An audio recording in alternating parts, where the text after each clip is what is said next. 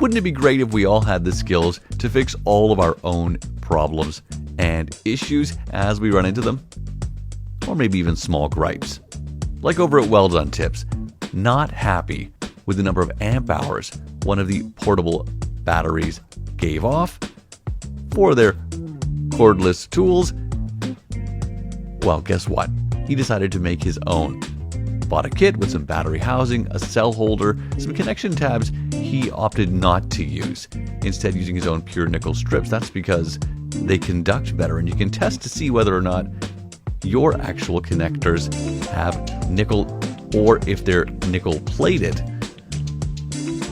by hitting them with that rotary tool. Sparks means there's steel present, not pure nickel. They're all locked down. Time for a test to see that the output is around 20 and perfect, 21.1. On to putting together some of the other parts. The battery protection circuit and state of charge monitor connected next. A separate cable run from the 4-volt terminal, and that is going to receive the signal to let the brain of this operation know when the battery is full and the charge can disconnect. That connected to the positive end of the first section of cells. And with that in place, a quick check and look around. Here's the old one. Been in service for 2 years and made of what were used cells. Essentially the same unit though. So this newer kit made with newer cells, the LG HGS 1865 cells, should work just as well, if not a little better. A little insulating material dropped on top of the exposed terminals on either side, a great safety precaution.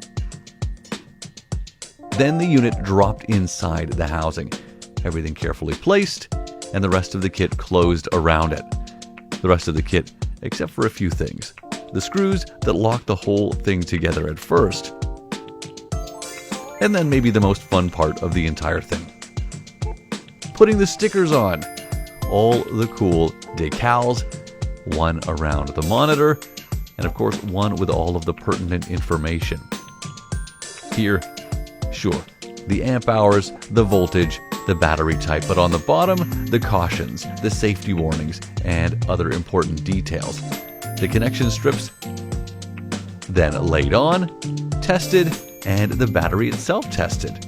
Reads with the Makita charger, then says it's fully charged, which is correct. Time to see how well it works with the tools. No problem with the 18-volt tools, and the two can team up to power the 36-volt tools.